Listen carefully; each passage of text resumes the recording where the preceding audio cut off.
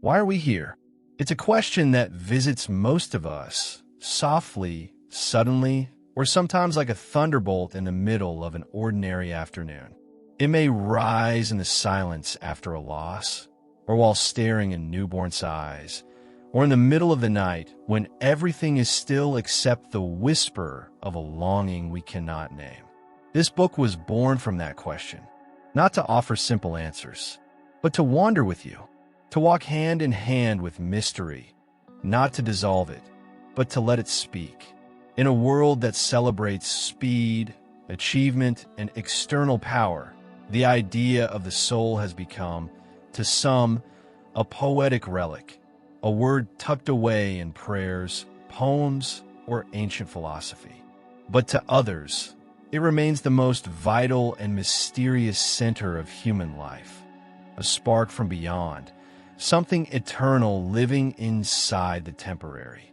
You're likely someone who already suspects this, that there is more to you than flesh, function, and identity, that you are perhaps a traveler from elsewhere, making your way through this strange and beautiful world.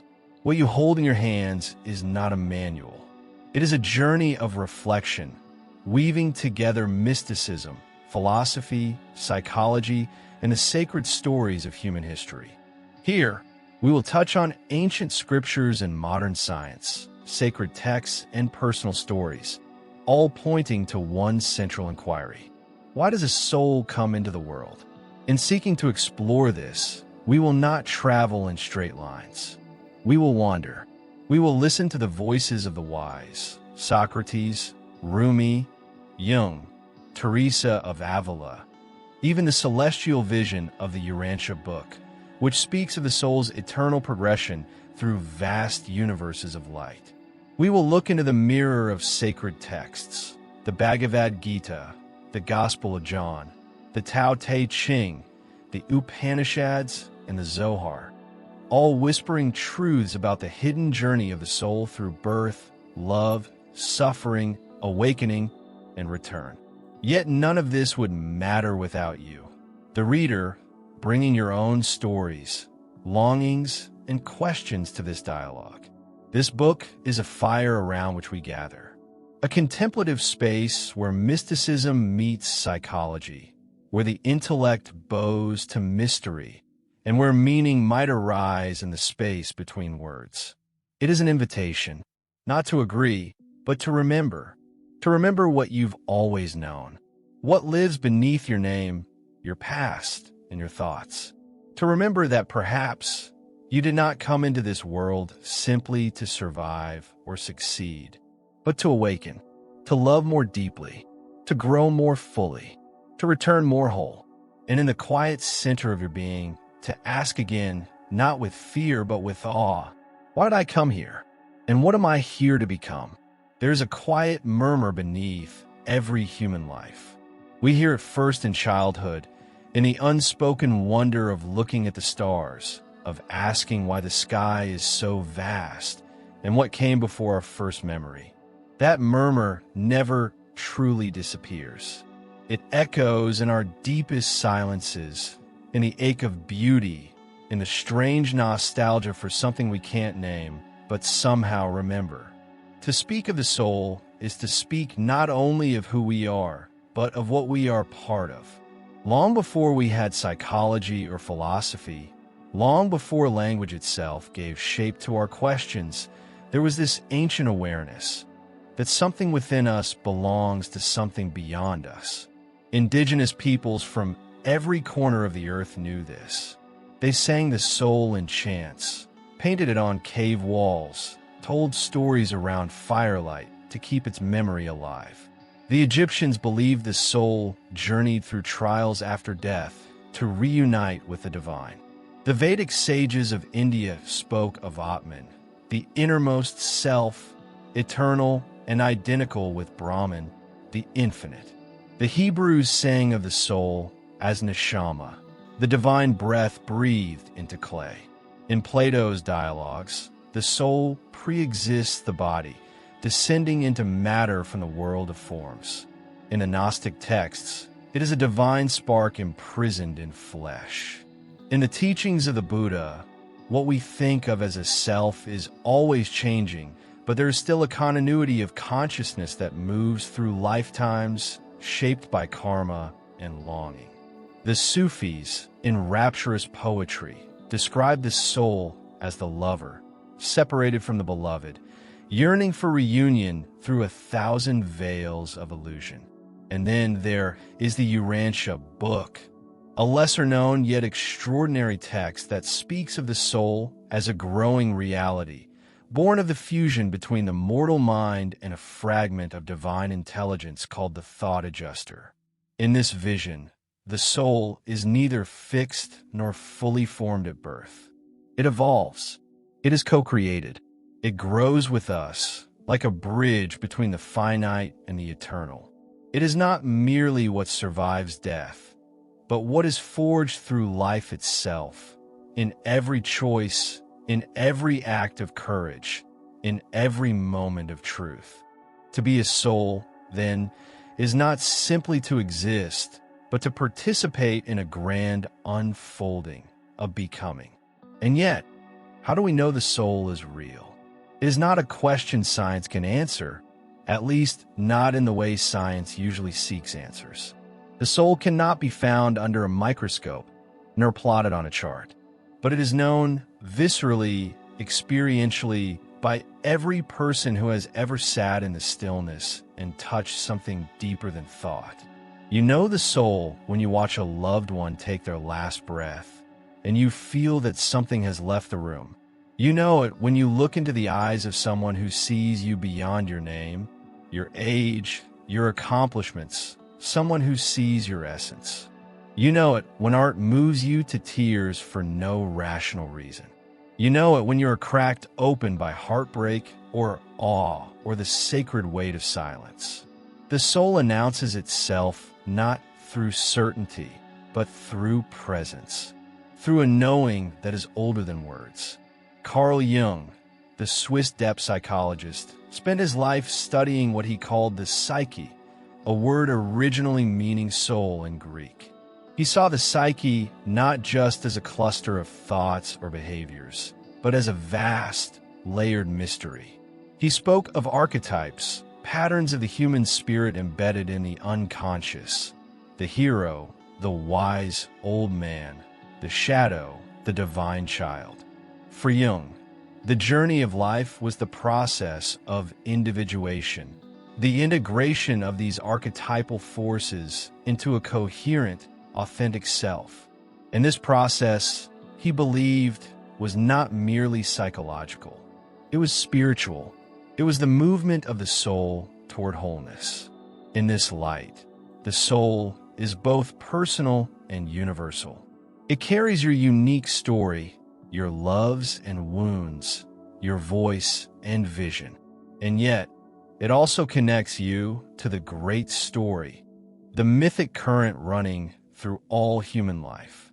James Hillman, another visionary of depth psychology, once wrote that we are each born with a daimon, a calling, and that the soul is not so much a thing we have, but a perspective we live from. To see with soul is to see symbolically, mythically, reverently. This is not always easy in a world driven by speed, data, and surface appearances. We are often encouraged to forget the soul, to live from ego, image, and external validation. But even when buried, the soul does not die. It waits. It speaks in dreams, in illnesses, in inexplicable longings, in the quiet hunger for meaning that nothing else can satisfy. And perhaps that is why this question, why does a soul come into the world, refuses to leave us. Because to ask it is to resist being flattened. It is to push back against the mechanical view of human life and reclaim the mystery, the poetry, the sacredness of being. What if the soul is not here to escape the world, but to enter it fully? What if incarnation is not a punishment, but a profound opportunity? What if this world, with all its pain and imperfection, is precisely the place where the soul can become what it could not become in any other realm? In the Urantia Book, the soul is not born whole, nor is it a simple spark that enters the body ready-made. It is a dynamic being in becoming, a living echo of divinity that begins to form when a human chooses truth, beauty, and goodness. In this cosmology, the soul is a sacred process. It begins its journey not at birth, but at the first moral choice, when a human will aligns, however faintly, with the will of the infinite. Such a view stands in contrast to certain traditional doctrines that treat the soul as a static object, created once and for all, either destined for reward or punishment. Here, the soul is not judged for its flaws, but invited to grow. Every choice becomes a brushstroke in the painting of eternity. The path is not linear. It spirals, unfolds, ascends. There is patience in this vision, compassion. The divine does not demand perfection, but participation. And yet, this notion of the soul evolving in time raises another paradox. If the soul is eternal, how can it be unfinished? If it comes from beyond the world, how can it be shaped by it? Perhaps the answer lies in the tension itself.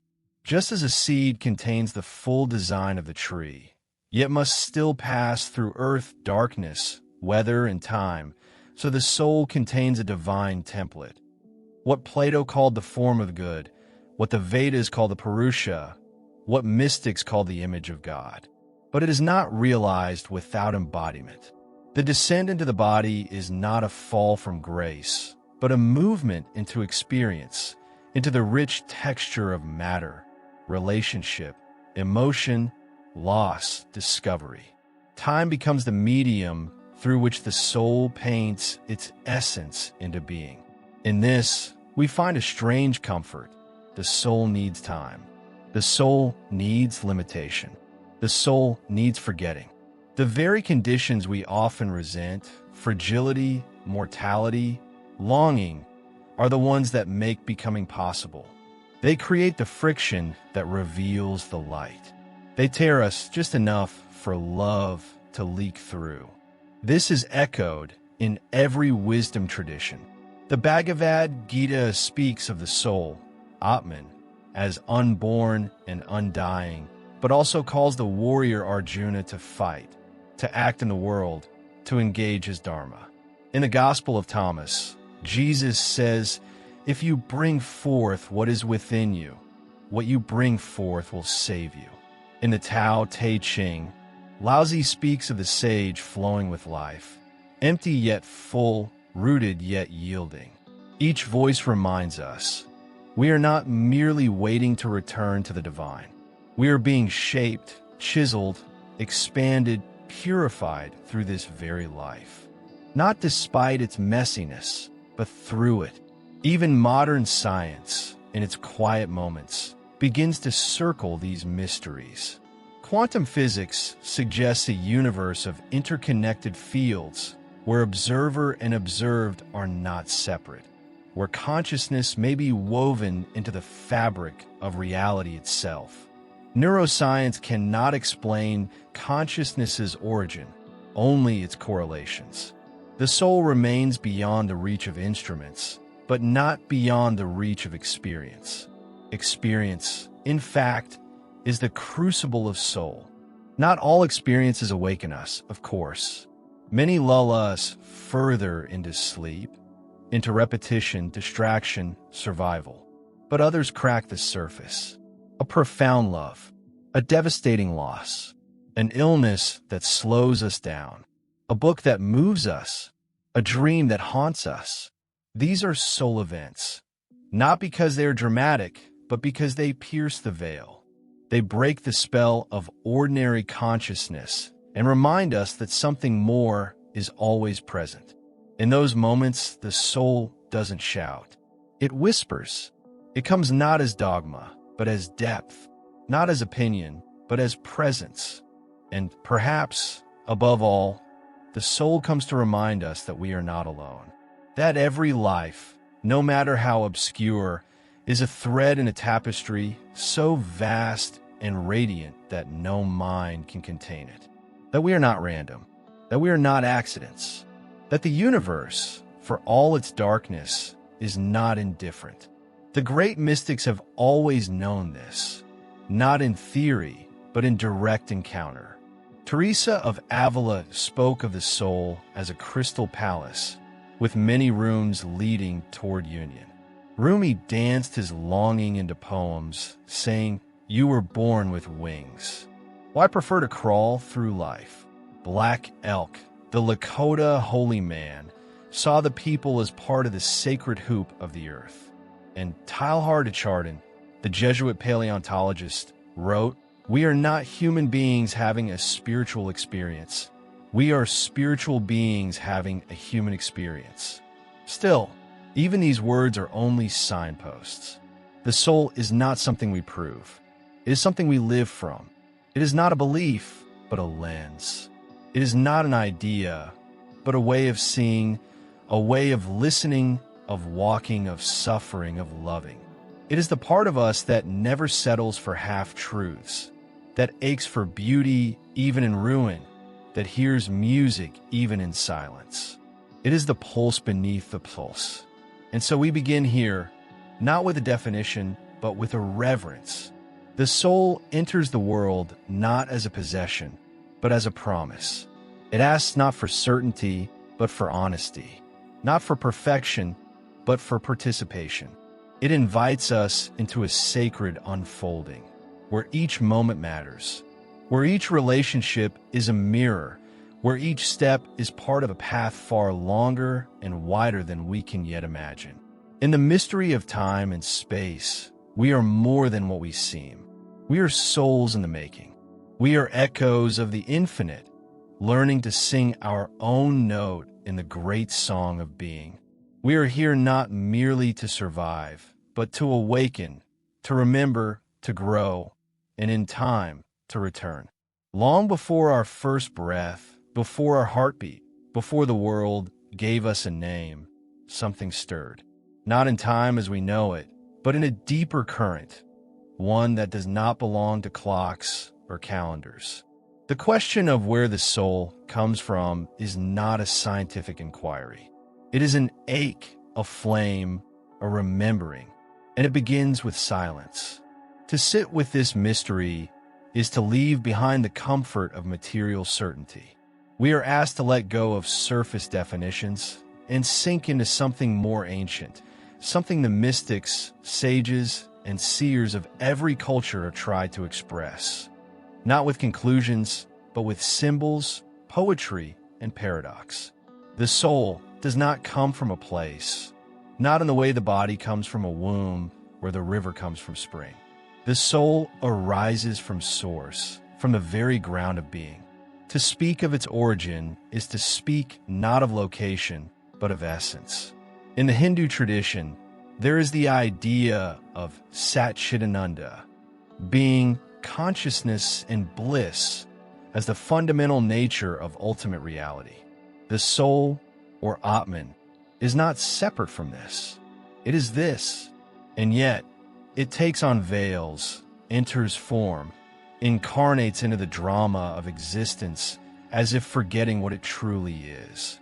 In the Upanishads, the sages speak of the soul journeying through many lifetimes, carrying with it the impressions of past actions, the seeds of karma, and the deep yearning to return to its divine source, not as an escape, but as a realization.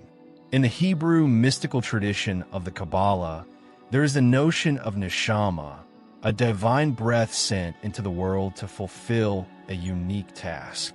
Each soul descends with a mission, a tikkun, a sacred repair that only it can bring. This descent is not seen as a fall, but as a gift, an opportunity for the infinite to know itself through the finite. Even the darkness of a world, in this view, is not meaningless. It is the ground from which the sparks of light are to be lifted, gathered, and returned. The Sufi poets speak of the soul as a lover exiled from the beloved, cast into the world with the ache of separation as its compass. Rumi writes, You were born with wings. Why prefer to crawl through life? The pre-existence of the soul is not just a doctrine.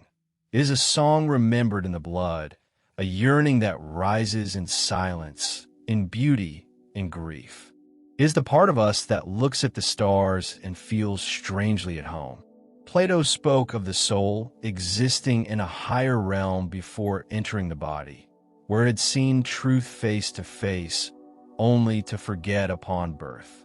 Life then becomes a process of recollection, anamnesis, in which the soul, through contemplation, love, and suffering, remembers what it once knew.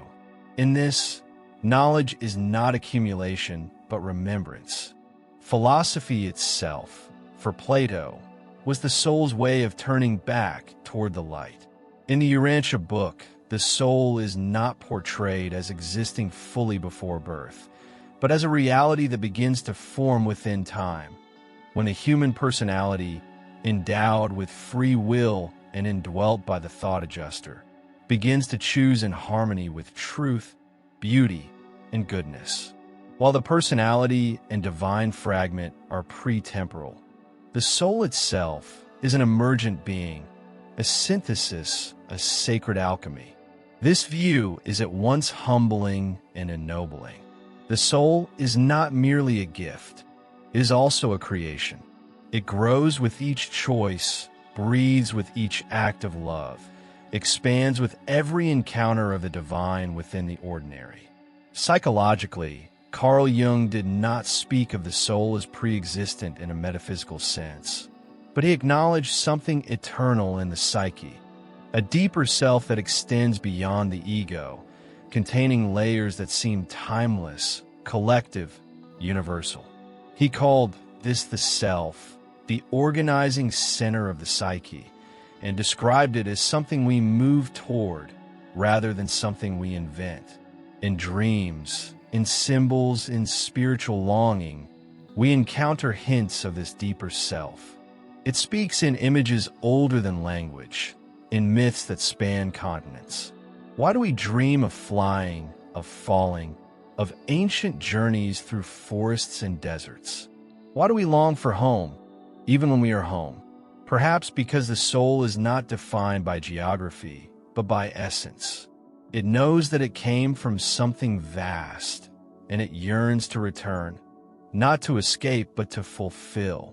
The mystery deepens when we consider the testimonies of children who recall previous lives, often with details later verified by researchers. These stories, scattered across cultures and continents, speak not of imagination, but of a continuity of consciousness that seems to transcend death. Whether one accepts them as literal or symbolic, they remind us of something essential, that identity may be deeper than personality, and life may not begin at birth. And yet, to speak of where the soul comes from is to risk making a map of the infinite. The soul is not a traveler on a physical road, but a movement of presence. It does not come from a place, but from source, from the dimension where form and formlessness meet, where time folds into eternity. There is something strangely familiar about the world the first time we open our eyes. Infants cannot speak it, but they feel it. The warmth of a face, the rhythm of a heartbeat, the presence of something unseen that has waited with them through the veil. Perhaps the soul carries with it not just an essence, but a memory, a vibration of its origin that does not fade entirely when the body begins. What is this memory, if not a hunger for reunion? In moments of awe or quiet despair, we may glimpse it, a feeling that we are part of a larger symphony, that we were not merely thrown into the world but called here. The ancient mystics described this not as nostalgia, but as a cosmic longing, a sacred homesickness. The German language even has a word for it, Sehnsucht, a yearning so deep it carries both joy and sorrow in equal measure, as if we are reaching for something we once held but cannot quite name. This yearning may be the soul's way of orienting itself. In a world where everything is temporary, the soul seeks the eternal, not as escape, but as anchor. It listens for echoes in music, traces in poetry, hints in dreams. Sometimes it finds them in the gentle eyes of another soul who remembers too. In those moments, something clicks as if time folds inward and the veil thins. We are no longer strangers wandering alone, but travelers who've known each other before the world was born. Even science, though not equipped to define the soul, edges toward mystery when it touches the origins of consciousness. Some theories speak of panpsychism, the idea that consciousness may be a fundamental quality of the universe, not just an emergent property of the brain. If this is true, then what we call soul may not be a rare anomaly, but the very fabric of what reality is made of. The cosmos may not be a cold machine, but a living presence, breathing awareness into all things. The soul, then, could be seen not as a foreign visitor to the universe, but as a native, an extension of consciousness, shaped into individuality, infused with freedom. In this view, each soul arises like a wave from the ocean of being, distinct yet inseparable from the whole. And when the wave falls, it does not disappear. It returns. But why return at all? Why leave the peace of unity to enter a world of limitation? Because love longs to know itself. Because truth seeks form. Because freedom only means something when it is tested. In the mystical traditions, this movement into incarnation is not a fall, but a gift, a descent not into punishment, but into possibility. The soul enters the world to awaken, to grow, to remember itself in a place where forgetting is guaranteed. Forgetting is not failure. It is the veil that makes rediscovery sacred.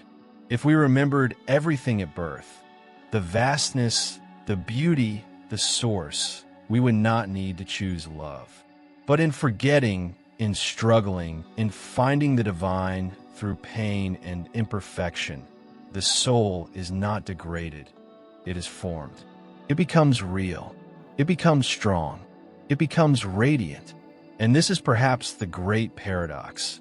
The soul comes from the eternal, yet chooses time.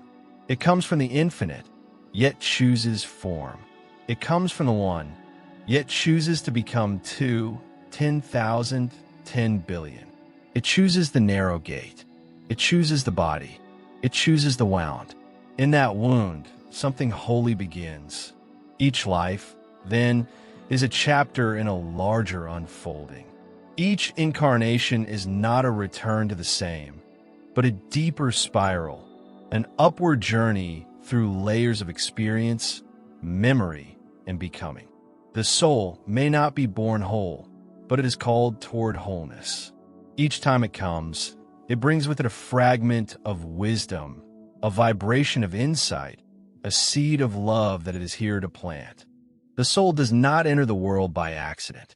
It is drawn by longing, by karma, by divine intention. Some say it chooses its family, its body, even its wounds. Others say it is placed precisely where it is needed. In either case, it comes with purpose, even if that purpose remains hidden until later, or perhaps forever. Not every soul is here to shine in public. Some are here to soften a single heart. Some are here to hold a quiet frequency of grace. Some are here simply to endure and, by doing so, to transmit resilience to those who will follow. All are sacred. No soul is higher or lower. Some are older, more seasoned. Some are young, still learning the grammar of incarnation. But all are expressions of the same source, clothed in different robes, speaking different languages, carrying different memories. And in every face, if we look closely enough, we might see it, that shimmer, that flicker, that trace of the infinite peeking through the human. In the end, where the soul comes from may not be a location, but a relationship. The soul is born of the tension between freedom and love, between separation and union. It comes not from a place, but from a vow, a sacred agreement whispered in the silence before time began. To go, to learn, to return, more conscious, more compassionate, more complete. We come from that vow. We are that vow, wrapped in skin and story. And as we remember, as we awaken, as we reach back toward that source from which we came, we do not simply go back as we were. We return transformed, wiser, deeper, more luminous. We return not only to the one, but as the one, having tasted the many. What kind of being leaves a state of unity to enter a world of chaos? What kind of intelligence would abandon eternity to taste time, to feel hunger, to weep, to die? This question haunts the edge of spiritual memory, like a dream half remembered in the early morning light. If the soul truly comes from the eternal, then its descent into flesh must be more than mere accident. It must be intention. It must be love. The descent of the soul has often been interpreted as a fall. In some religious traditions, it is portrayed as the consequence of disobedience, separation, sin. But not all traditions see it that way. There are other voices, ancient, whispering, radiant, that tell a different story. A story not of punishment, but of promise. Not of exile, but of opportunity. In the Gnostic Gospels, there is a shimmering idea that the soul is sent into the world not to suffer as punishment, but to awaken. It forgets itself so that it can remember in fullness. It leaves the light so it can become light consciously. The soul descends not because it is broken, but because there is something in the descent that perfects it. It is not born into flesh to be condemned by it, but to transform it from within. There is a hidden wisdom in the descent. The purpose of incarnation is not escape. It is embodiment. The soul comes not to flee the world, but to enter it so fully that even matter becomes luminous. This is why the mystics spoke of the divine within everything. The breath in the wind, the flame in the heart, the silence in the stone. The soul descends to learn how to see again, to walk through the shadows and still remember the stars. If there is one thing incarnation teaches, it is limitation. The soul, once free, enters a form that grows, breaks, hungers, ages, fears. It learns what it means to be finite. And yet in that very finitude, the soul discovers something paradoxical: intimacy. It is through limits that it encounters the other. It is through the boundary of a body that it learns to love one person fully. Through hunger, it learns compassion. Through time, it learns presence. Through suffering, it learns empathy. These are not side effects. They are sacred lessons. The world is not a mistake. It is a crucible, and the soul comes to be shaped. The Urantia Book speaks of incarnation as part of a vast divine curriculum. According to this vision, the soul is not deposited into the world fully formed, but created moment by moment through choices aligned with truth, beauty, and goodness.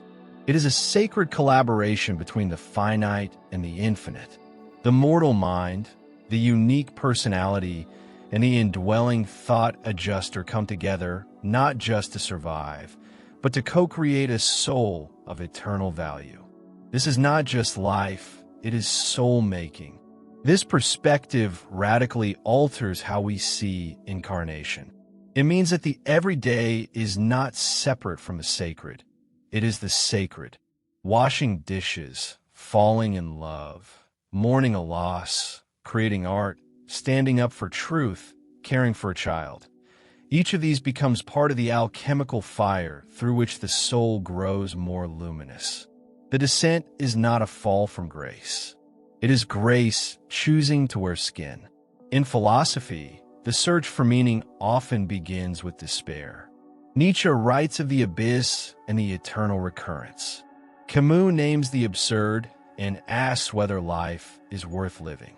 But even in these confrontations with meaninglessness, there is a strange truth that it is precisely because life is fragile, fleeting, and often cruel that we are compelled to search for depth. Without this search, we are only sleepwalkers. With it, we become pilgrims. Viktor Frankl, who endured the concentration camps of the Holocaust, discovered that the soul does not survive in comfort. It survives in meaning. Even when stripped of all else, when his name became a number and his body a husk, he found a space of freedom within himself that no guard could touch. In that inner space, the soul still whispered, choose, respond, become. Frankl taught that suffering, when met with courage and purpose, becomes the soil for transcendence. The soul comes into the world not to avoid suffering, but to transform it into meaning. This is not to romanticize pain. Not all suffering is noble. Not every wound leads to wisdom. But the soul, unlike the ego, does not require perfection to grow. It requires authenticity. It requires surrender. It requires presence. Even the smallest gesture, a breath taken in awareness, a word spoken in kindness, becomes an act of incarnation, a living answer to the question, why am I here? And perhaps the soul does not come to find the answer, but to live it. To be born is to agree at some hidden level, to forget, and then to search. This searching is not always grand. Sometimes it looks like silence. Sometimes it looks like loneliness. Sometimes it looks like joy so fragile you can barely hold it. In each of these, the soul is present. It is learning. It is shaping itself. It is writing its name into the story of time. The descent is not linear. It is cyclical, like the seasons, like the moon, like breath. We are born, we forget, we search, we awaken, we fall asleep again. And yet each time the spiral deepens. Each time we touch the mystery with a little more clarity, a little more humility. The purpose of incarnation is not to achieve enlightenment as a trophy, but to become more fully human. Because in becoming fully human, we begin to remember the divine. There are moments in life when the veil lifts, just for an instant, and something inside us knows why we are here. Not intellectually, not as a formulated answer, but as a quiet certainty that comes without words. It might be in the presence of death, when someone we love slips away and the air is thick with silence. It might be in the arms of someone who sees us without judgment. It might be while standing beneath an open sky, the stars pulsing overhead like distant echoes of where we came from. In those moments, we don't need to ask about the purpose of incarnation because we become it. The soul descends not to be explained, but to be expressed. It is here to live, not merely to observe life. It is not a passive witness to the unfolding of events, but an active participant in the transformation of being. Every step it takes in the world, every challenge, every beauty, every crack in a heart, is part of a vast, sacred choreography that stretches far beyond the edges of a single lifetime. Mystics have said that God is not found in the escape from the world, but in the depth of it. The divine is not at the end of time, waiting for us to rise into some otherworldly paradise. It is woven into the fibers of this life, in laughter and sorrow, in failure and hope, in the clumsy, tender, luminous mess of being human.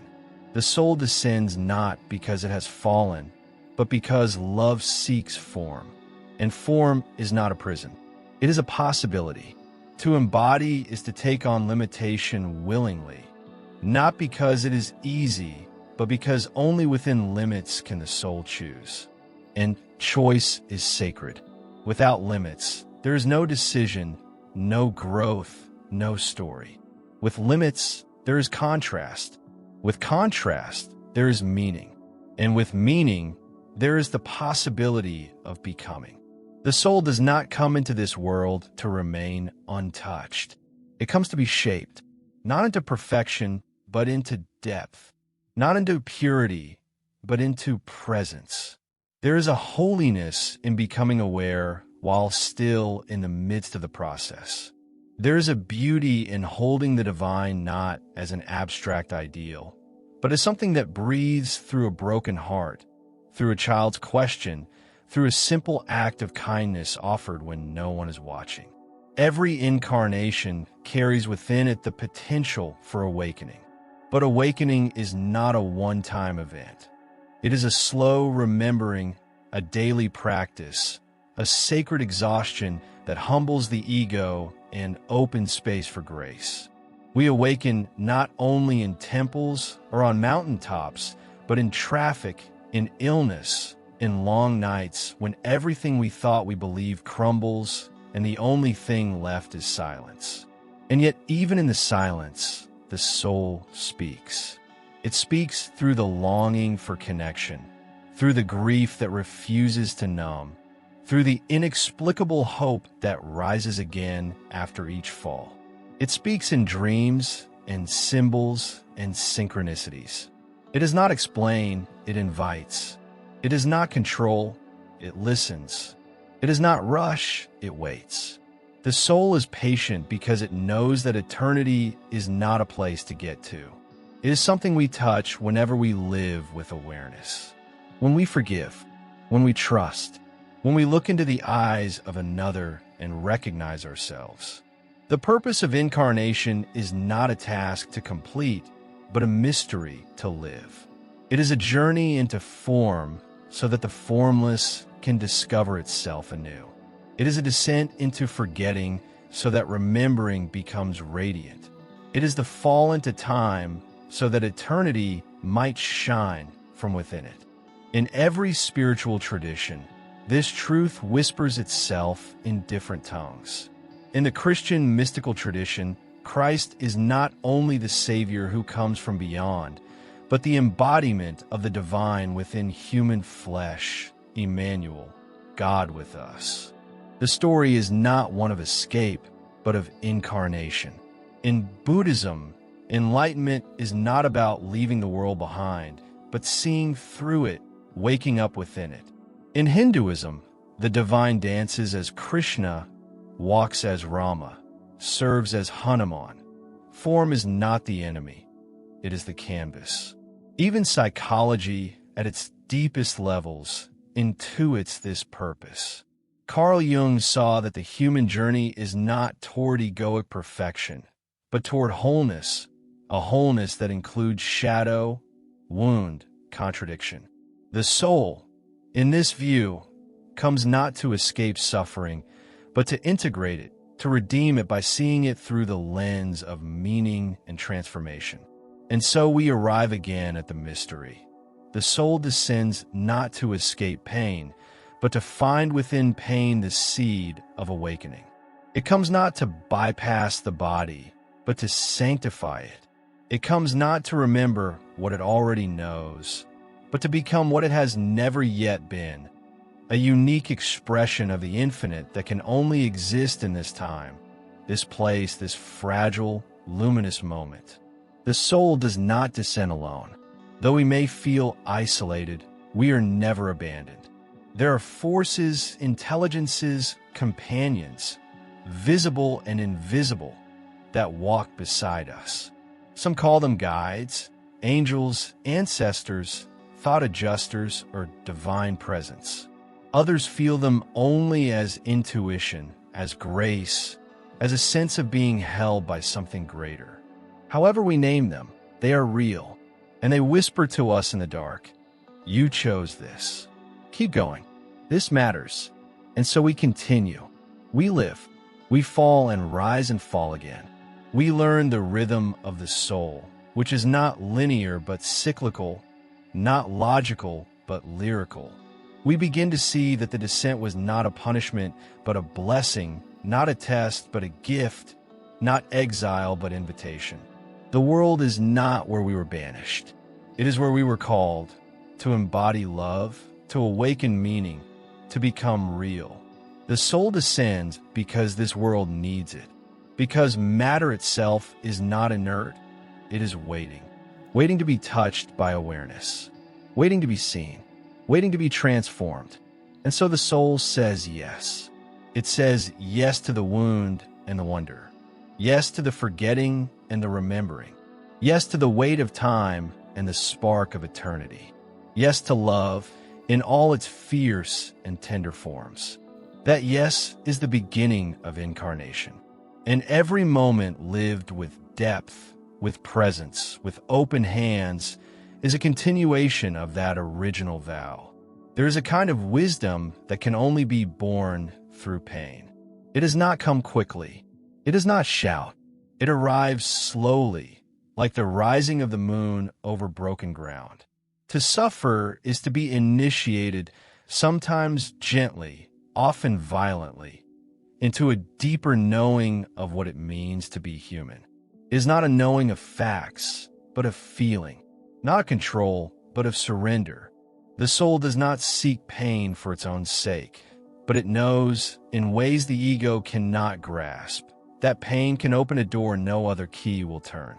In our modern world, suffering is often treated like a problem to be solved or a mistake to be corrected. We are taught to fix it, numb it, avoid it, transcend it. And yet, all the great traditions speak of suffering not as the enemy of growth, but as its very ground. In the silence after a heartbreak, in the confusion after a loss, in the despair that lingers when all else has failed, something is breaking. But not just us. Something inside is also breaking open. And through that rupture, the light comes. There is an intelligence in the soul that understands this, even when the conscious mind rebels. The soul knows that without winter, spring would be shallow. That without night, the stars would go unseen. That without brokenness, love could remain theory. In the darkest hours of human life, we are not being punished. We are being deepened. And this depth is not a concept. It is lived. It is felt. It is carried in the eyes of those who have suffered and emerged not bitter, but radiant. The Urantia Book tells us that struggle is the field upon which the soul is forged. The soul is not given fully formed at birth. It is made in the furnace of choice, in the friction of contrast, in the slow shaping of experience. When a being chooses beauty in the face of ugliness, truth in the face of confusion, goodness in the face of harm, the soul expands. Not abstractly, but actually, the soul grows by what it chooses in the midst of pain. It is not the pain that transforms us, it is what we do with it. Psychology, too, has come to honor this truth. Viktor Frankl, who survived Auschwitz, discovered that the human being, even in the most inhumane conditions, can still choose how to respond. His survival was not just physical, it was existential. He found meaning in suffering, and in that meaning, a kind of freedom untouched by violence.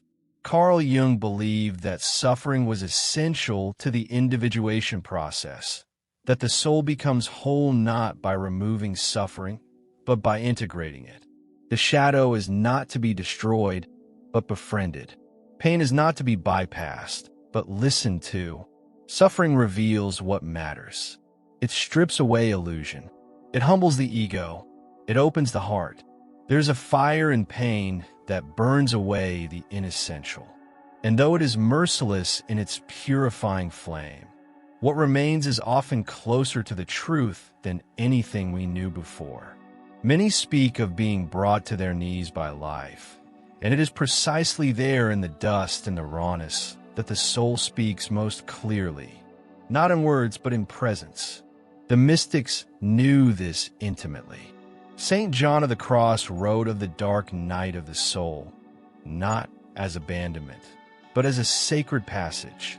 Teresa of Avila spoke of interior mansions through which the soul must pass, some of them lit with ecstasy, others with fire. Rumi reminded us that the wound is the place where the light enters.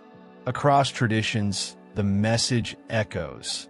The path to the divine does not avoid suffering. It moves through it. Even in the silence of nature, this truth resounds. Trees break in storms but grow back stronger. Volcanoes destroy and create. The desert scorches, but hidden within the sand are seeds waiting for a single drop of rain. Pain, when held with awareness, becomes fertile. It deepens the roots of compassion. It reveals the illusion of separation. When you suffer deeply, you can no longer pretend that the pain of others is not your own. In suffering, we learn to feel again, not just our own sorrow, but the ache of the world. And in that ache, the soul softens. The walls of identity crack.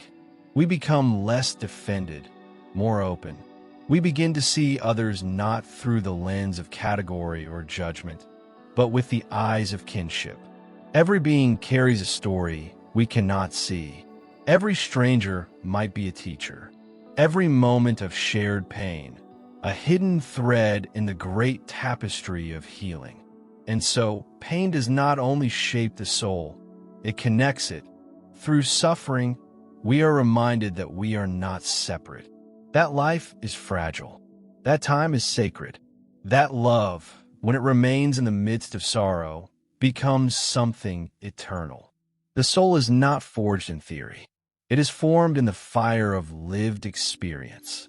And there is no fire more transformative than pain consciously endured. To suffer without meaning crushes, but to suffer with awareness, to suffer while listening, to suffer while asking what this moment is trying to awaken, this can transmute suffering into something holy. Not beautiful in the romantic sense, but sacred in its raw truth. Pain never leaves us as it found us. It strips away the excess and leaves us face to face with the real. The ancient texts understood this long before modern minds dare to speak of it. In the Bhagavad Gita, Arjuna stands paralyzed on the battlefield, torn between duty and despair, trembling with sorrow. Krishna does not remove his pain. He deepens it, reframes it, calls Arjuna not to escape, but to enter the struggle with awareness. The lesson is not about victory or defeat. It is about presence in the fire, facing one's karma, not as burden, but as opportunity for awakening. In the gospel stories, Jesus does not avoid the cross.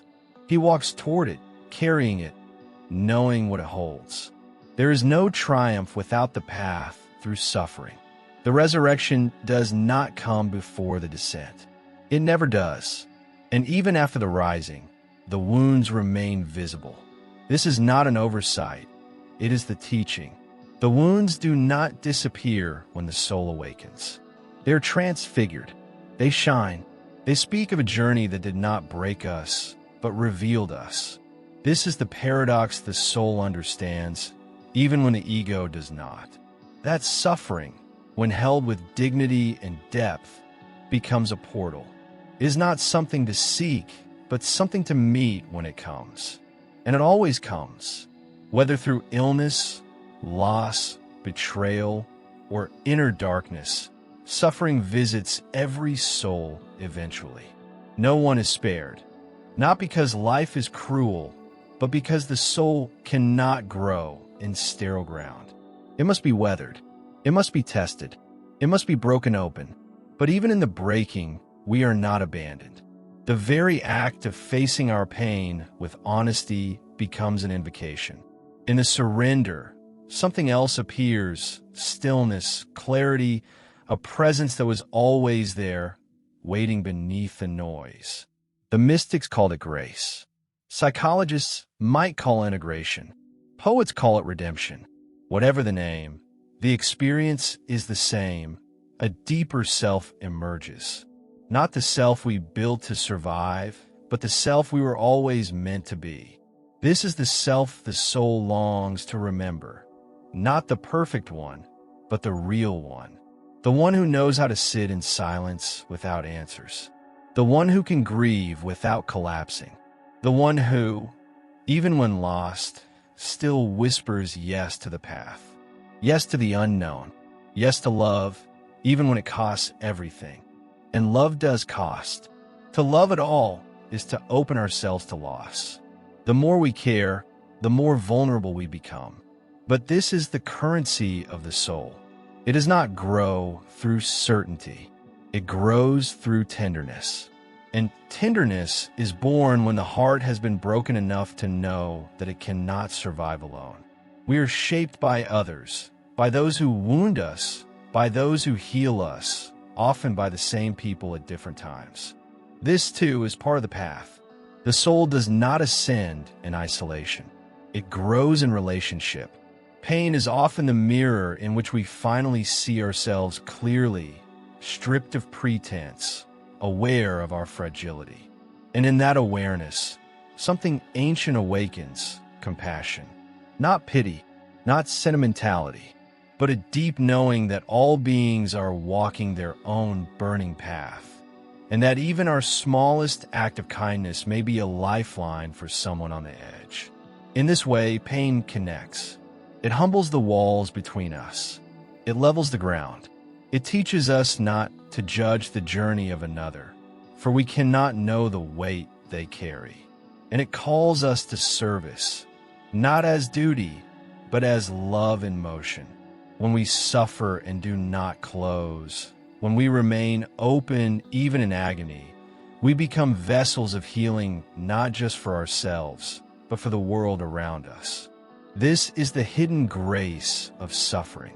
It makes us real. It makes us tender. It makes us strong in the ways that matter most. Not strong with defenses, but strong with presence. Strong with silence. Strong with a willingness to sit with pain without rushing to solve it. The soul becomes luminous not by avoiding darkness, but by learning to see through it. And in that vision, we begin to understand that suffering was never the end of the story. It was the doorway. The path of pain is not a detour. It is the way the soul learns to walk with depth. It is the pressure that reveals the diamond, the storm that carves the valley, the night through which we learn to recognize the stars. And when we look back, not from bitterness, but from the stillness that suffering has left behind, we may see that what we thought would destroy us was what delivered us to ourselves. We were never lost. We were being remade. And so the soul bows to pain, not as a god, but as a teacher. It honors the trials not because they are easy, but because they are real. In the broken places, the light gets in. And where the light enters, love follows. Quietly, faithfully, eternally. There's a moment, sometimes early in life, sometimes only after many years of wandering, when something inside begins to stir. It may come as a whisper or a storm, as a subtle intuition or a burning urgency, but it always arrives with a sense of recognition. The soul remembers that it came into this world not only to feel and to grow, but to offer something. There is something it carries that does not belong to it alone. A medicine, a flame, a note in the great symphony of being that only it can sing.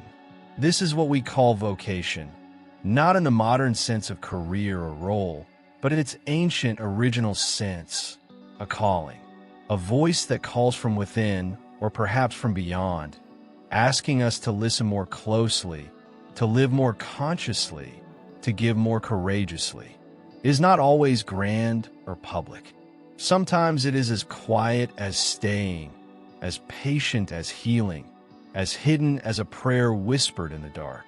But when the soul hears its true call, nothing else satisfies. Nothing else feels whole. And yet, the call is rarely loud. The soul does not shout. It waits. It watches. It plants seeds in our longings, our dreams, our discontent. Sometimes the call comes wrapped in restlessness, sometimes in deep joy, sometimes in illness or grief.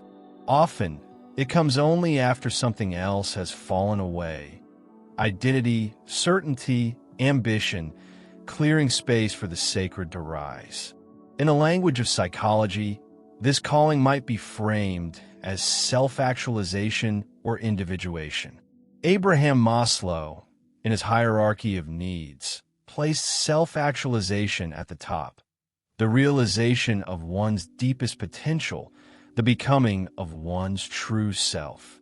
Carl Jung spoke of individuation as the unfolding of the soul's unique image, hidden within the psyche like a seed in soil.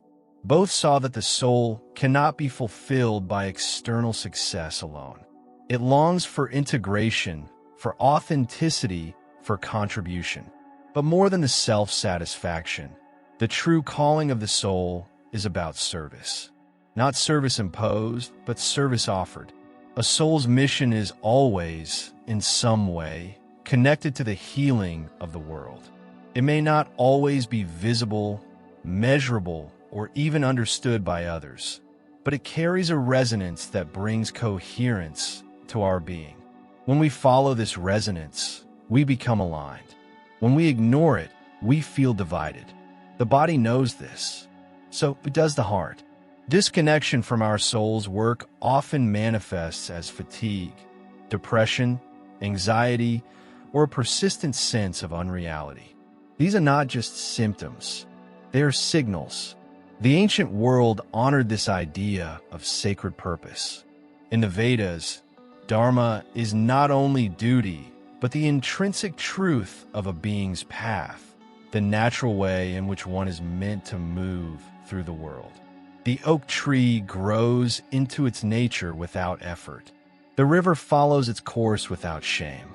When a human being lives in alignment with their Dharma, there's a sense of harmony not only within the self, but with the cosmos itself.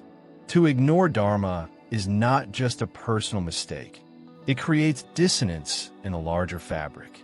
The soul knows when it is off course, and so often it allows things to fall apart. The job that no longer fits, the relationship that hides more than reveals, the beliefs that once offered safety but now feel too small. The inner calling does not always guide us through ease. Sometimes it guides us through unraveling, not to punish but to free, not to destroy, but to uncover what has always been waiting beneath the surface. This uncovering is not an event. It is a process, a long, winding return to the voice that has never stopped calling, even through our forgetting.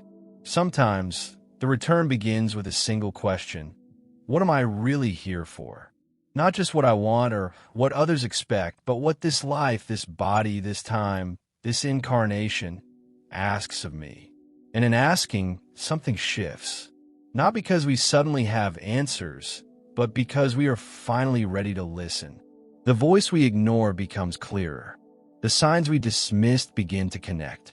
Life itself becomes a kind of scripture, offering clues, patterns, synchronicities, all pointing toward a deeper alignment. But following the call does not always mean clarity. The path is rarely linear. Often, it requires sacrifice. To say yes to the soul's work is often to say no to what the world calls success. It may mean walking away from what is secure, familiar, approved. It may mean walking into the wilderness, trusting that something greater will meet us there. This is why the calling requires not only listening, but courage. And still, something in us knows. Even through fear, we sense that if we do not follow this path, something in us will go silent. Something essential will dim. The soul does not threaten, it waits. But over time, the cost of silence grows. The longer we delay, the heavier the unrest becomes, until one day, we can no longer bear to remain unchanged.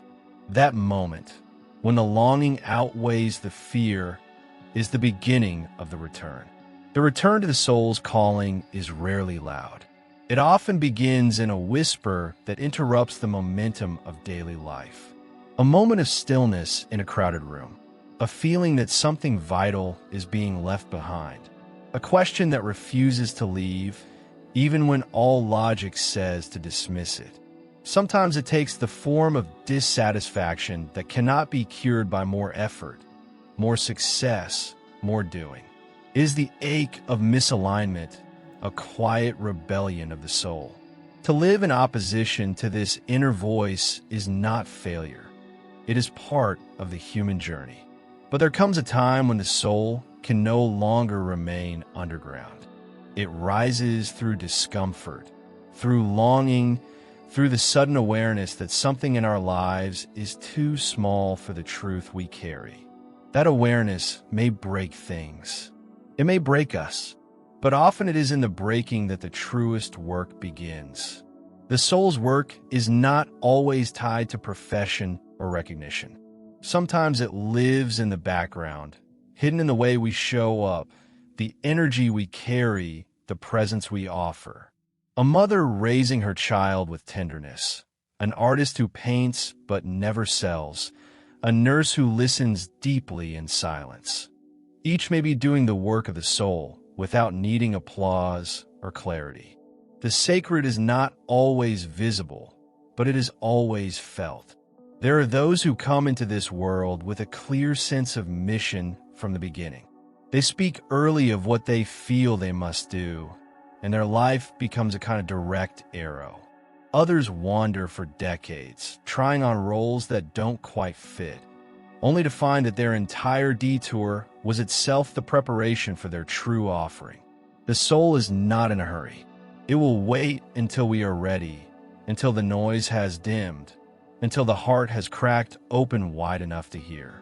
And yet, the soul's calling is not just about fulfillment. It is about responsibility. There is something we came here to bring. A frequency, a healing, a particular form of love or truth that cannot be given by anyone else. The longer we postpone it, the more the world misses it.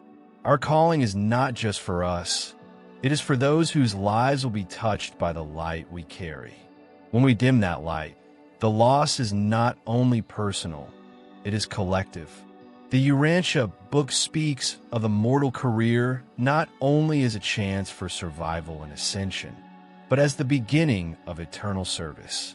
The soul begins to awaken through its relationships, its choices, and its alignment with the divine will. Every act of truth, every expression of love, every courageous stand for beauty becomes part of the soul's eternal memory. Our mission is not separate from our spiritual destiny. It is the foundation upon which our next phase of being is built. But the soul's mission is not always clear, and it does not unfold on demand. It reveals itself in layers, through encounter, trial, and sometimes even apparent failure. The soul speaks through the closed doors as much as the open ones. It guides not only through intuition, but through resistance, heartbreak, delay. These are not mistakes. They are initiations, sacred refinement, a preparation for the work that cannot be rushed. We live in a culture that glorifies clarity and speed, but the soul moves more like weather than calendar. Its truth often arrives quietly, after long silence. We may not realize we have been living our calling until we look back, years later, and see the thread that has been weaving itself all along. The conversation that changed a life. The letter never sent. The forgiveness we gave when we could have withheld. The day we showed up, even when no one was watching. Our deepest calling is often not to achieve, but to be. To become so fully ourselves that everything we do becomes an offering of presence.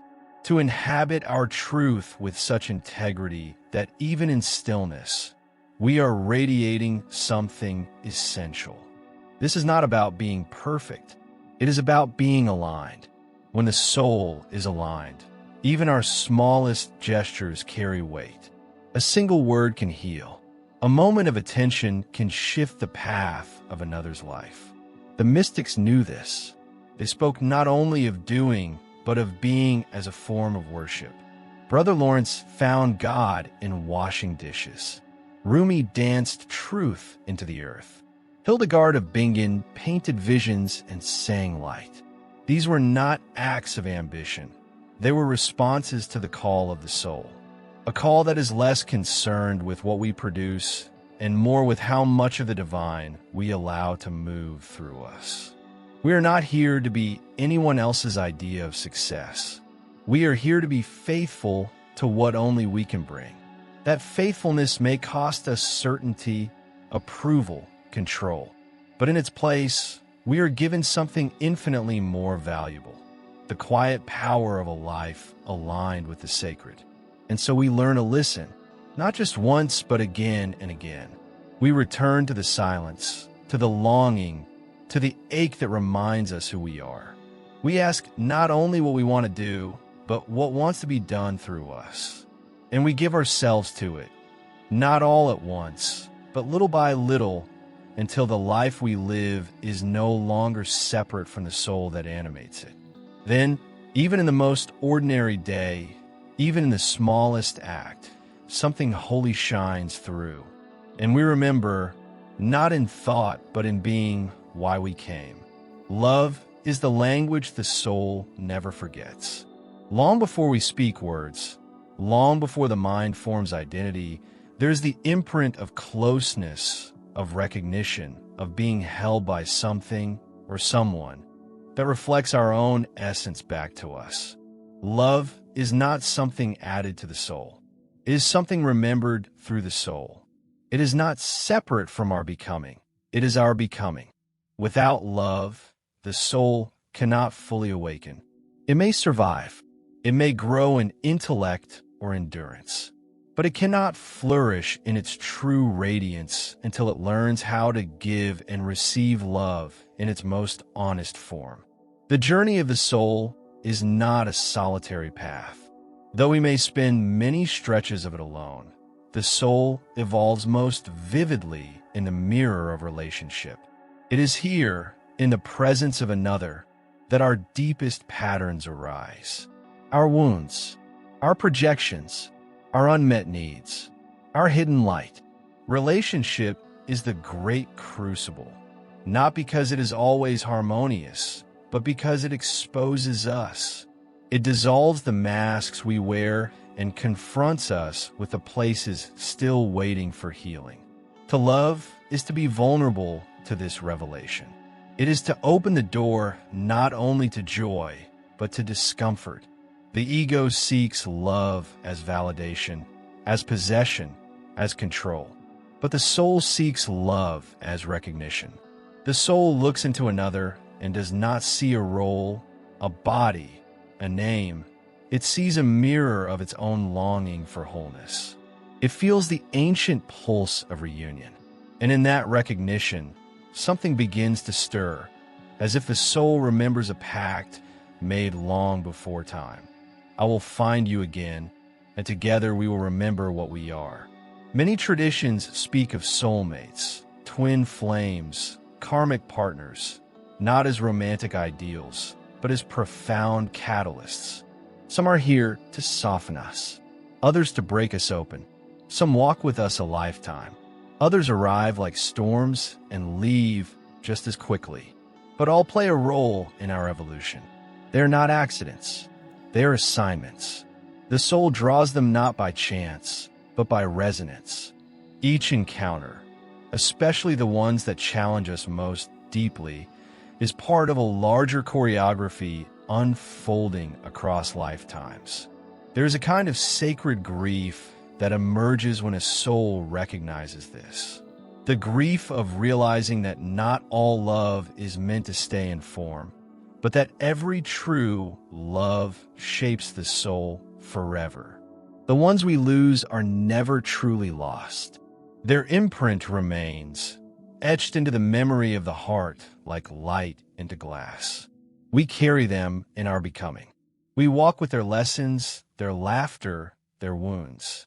And sometimes, in the quiet of our own healing, we feel them beside us, not as ghosts, but as companions on the unseen side of the journey. The Urantia Book speaks of love as the central force of the universe, not as sentiment, but as divine law.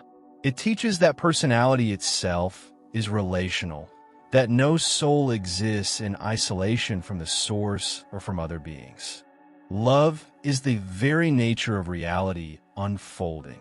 Every genuine relationship is a step toward the divine, because in every act of love, the finite touches the infinite. Even conflict, when held with awareness, becomes part of the path. Forgiveness becomes not an obligation, but a form of release for ourselves and the other. Through forgiveness, the soul sheds the weight of stories that no longer serve and finds freedom in letting go. In the psychology of Jung, relationship is not only a matter of companionship, but of projection and integration. We do not fall in love with others. We fall in love with our own unconscious being reflected in them. The other becomes a canvas for our unlived self. This can be intoxicating. It can also be terrifying, but it is always instructive. When we begin to see the other not as our salvation or our enemy, but as a portal into deeper self-awareness, the relationship itself becomes a spiritual teacher.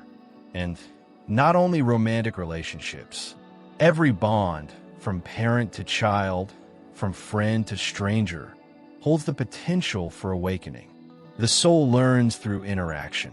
It is shaped by the way we show up for others and by the way we allow ourselves to be seen. Intimacy is not the absence of boundaries, but the willingness to be fully present with another's truth while remaining rooted in our own. This kind of presence is rare. It cannot be forced.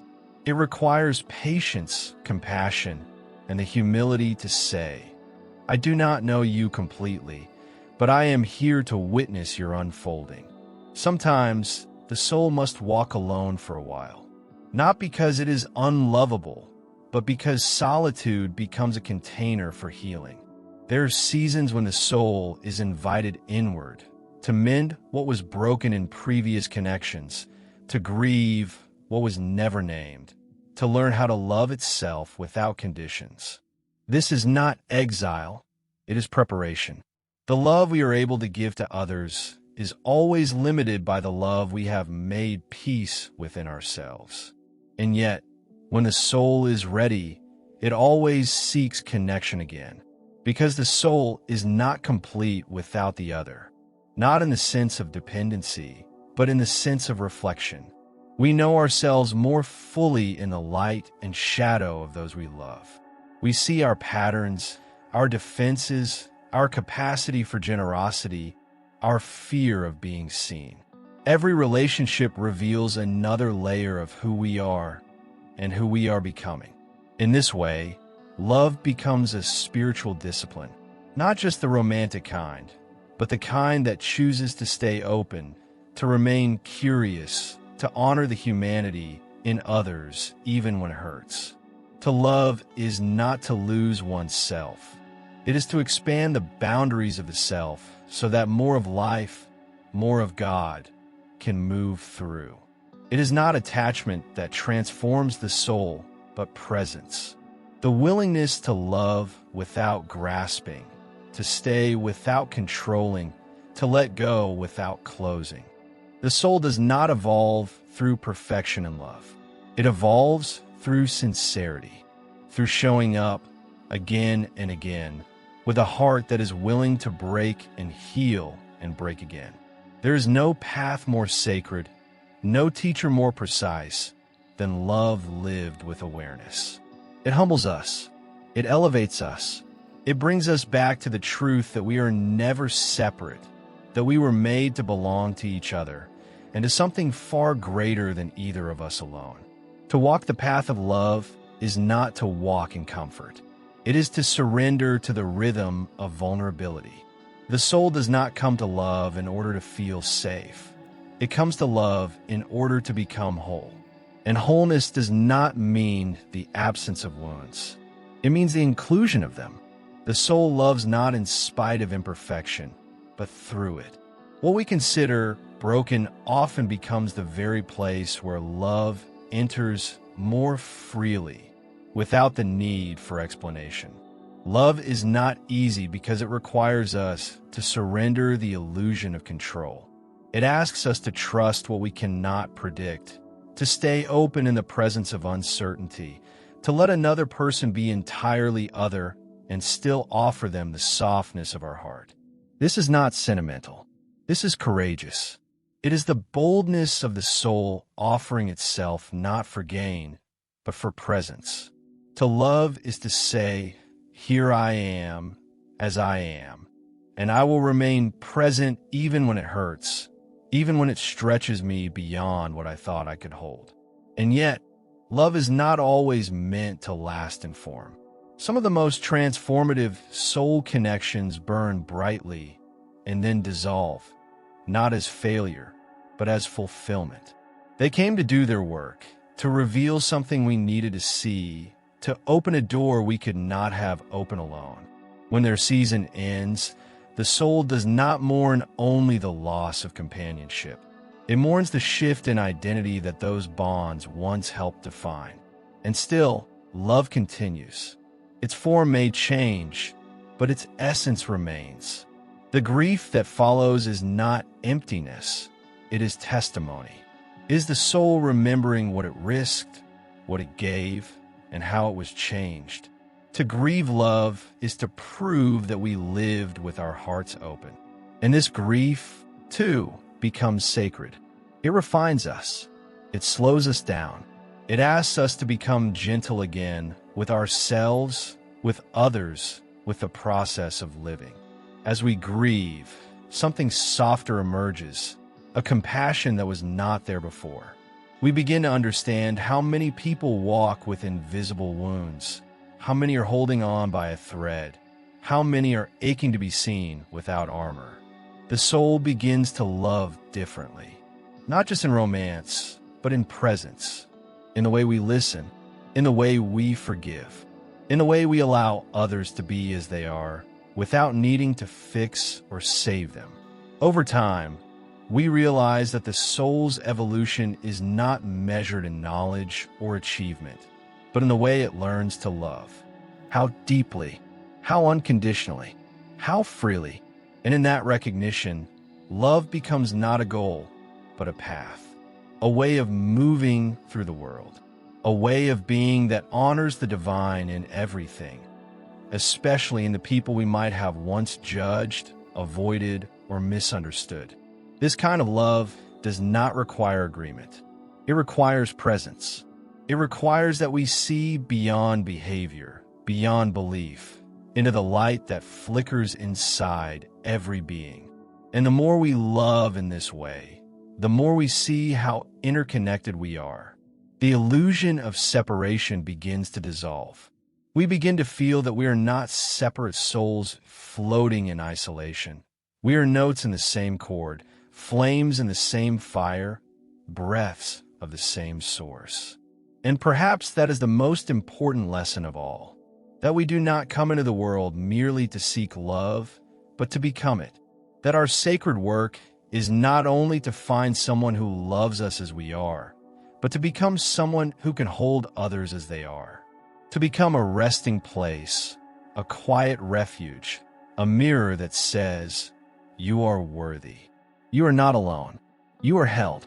Even in solitude, this love continues.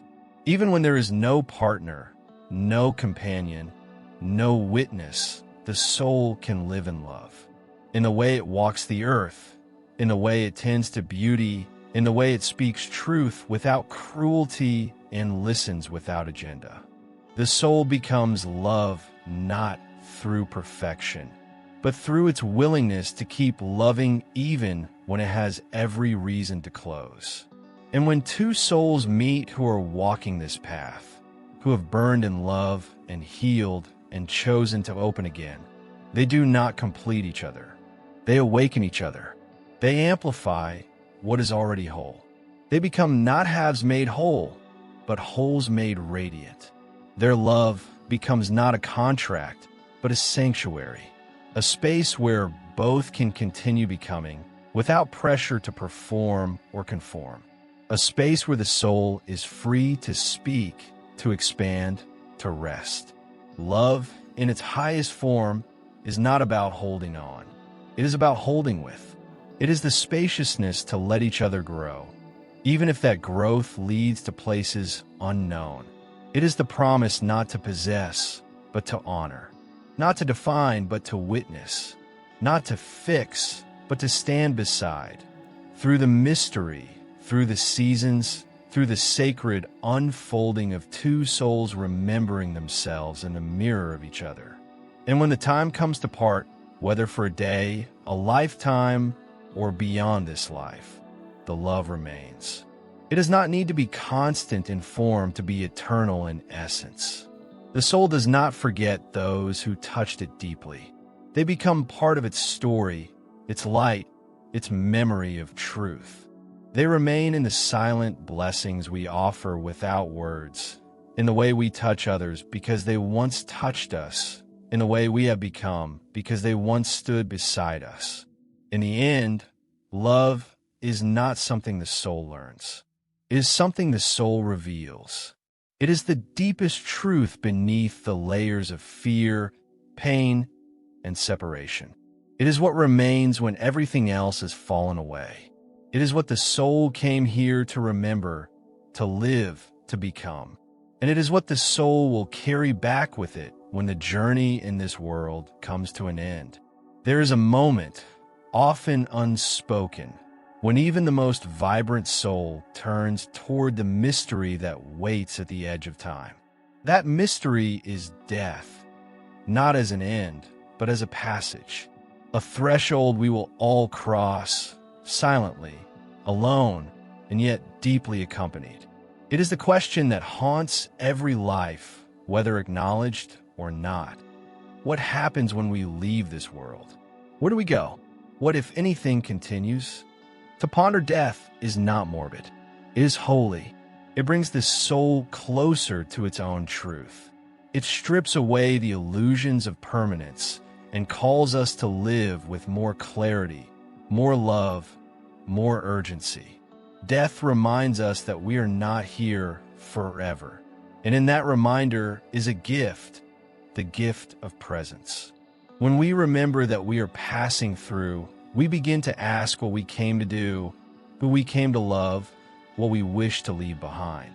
But beyond the human ache of parting and the biological unraveling of the body, there is something more, something that does not decay, something that does not belong to time. The soul is not extinguished by death. It is released, freed from the weight of form. It returns, not to a void, but to a continuum, a journey that does not end, but deepens. Across the world's traditions, the visions vary in detail, but the essence remains remarkably constant. Death is a doorway, not a disappearance. The Tibetan Book of the Dead speaks of the bardo, the in-between state, where the soul encounters luminous visions and karmic imprints. The Egyptian Book of the Dead describes the weighing of the heart, not as judgment in the punitive sense, but as a measure of truth. How light has this soul become through its time on earth? In Christian mysticism, death is not the finality of sin, but the return to God, the homecoming of a prodigal child to the embrace of the divine. In Sufi poetry, death is the reunion of the lover with the beloved. Rumi writes, "Why should I fear death? When I die, I will soar with the angels, and when I die to the angels, I shall become what no mind can imagine." Even in silence, even in dreams, many feel this truth. There are stories whispered by those who have crossed the veil and returned, accounts of light, of peace, of being met by presences that feel more real than flesh. These are not only tales of comfort. They are invitations to trust what we already sense deep within, that this world is not all there is, and that the ending we fear is part of something far greater than we can yet perceive. The Urantia Book offers a vision both vast and intimate. It speaks of the soul as an evolving being that, upon physical death, is received into the hands of higher beings on the so-called mansion worlds, transitional spheres where the soul continues its journey of integration and ascent. There, the lessons of Earth are not discarded but deepened. Memory is not lost but clarified. Personality is not erased but refined in light.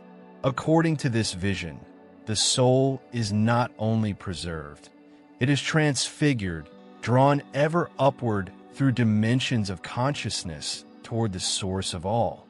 Death, then, is not an interruption, but a transition into a more refined curriculum of becoming. The idea of return is not just literal, it is archetypal. The soul does not return only to a place, but to a memory, a frequency, a divine intimacy it always carried but often forgot. Death is not simply where we go. It is what we remember. It is what we awaken into. It is the lifting of veils and the unmaking of names. And in that unveiling, the soul is not diminished. It is revealed. The essence of who we are emerges from the husk of identity, not as a ghost, but as presence, clearer, lighter, unburdened by the masks we wore. And yet, the journey does not end there. Whether one believes in reincarnation or continuous ascension, there is always the sense that the soul is called forward, not in punishment, not in reward, but in invitation. The invitation to grow, to serve, to love more fully. Some souls may choose to return to Earth, not as a retreat, but as a continuation. Perhaps a task remains. Perhaps a bond still pulls. Perhaps the soul's unfolding asks for another dance with gravity, another embrace of time. Others may move into realms not known to this world, places of deeper study, vaster love, subtler light. None of this can be proven in the way the material world demands, but something in us already knows, not through belief, but through resonance. When we hold the hand of one who is dying, when we feel the quiet in the room after their last breath, when we dream of them months later and sense their peace, we are touching a truth beyond theory. The soul is not undone by death. It is invited home, and perhaps home is not a destination, but a remembering of where we always belonged. A place within the soul itself where fear dissolves, where love remains, where the journey continues in ways more beautiful than our minds can grasp. The end of this life is not the end of the story. It is a change of chapter, written in light instead of ink, spoken in silence instead of sound. To live in the light of death is not to live in fear. It is to live in intimacy with truth. Death strips away the pretense of permanence and brings us to what is real. It asks us to become intimate with impermanence, not to be crushed by it, but to be clarified. In that clarity, we begin to make peace not only with our own passing, but with the quiet passing of every moment. Each breath becomes precious. Each word, each touch, each silence is seen for what it is. A sacred event that will never happen in quite the same way again. The soul learns something through this awareness that no other experience can teach. That life is not something we own. It is something we are entrusted with. And that trust is temporary. The body is not forever. The roles we play are not forever. The names we are given, the places we inhabit, the stories we believe, they rise, they shape us, and they dissolve. But the soul carries what it has become, and that becoming is eternal. To live well is not to avoid death, but to make peace with it, to invite it to walk beside us, not as a shadow, but as a quiet teacher, not to obsess, but to awaken, not to dread, but to soften. We do not know when it will come, only that it will. And in that not knowing is the sacredness of every choice we make. Every day we wake with breath is a day we are being entrusted again with the mystery of incarnation. To forget, that is to sleep. To remember, it is to live with depth. And when the moment does come, when the breath stops, when the eyes close, when the heart releases its rhythm, the soul does not vanish. It steps across a threshold that cannot be described in language. The mystics say it is like waking from a dream. Others say it is like remembering a place you never knew you forgot.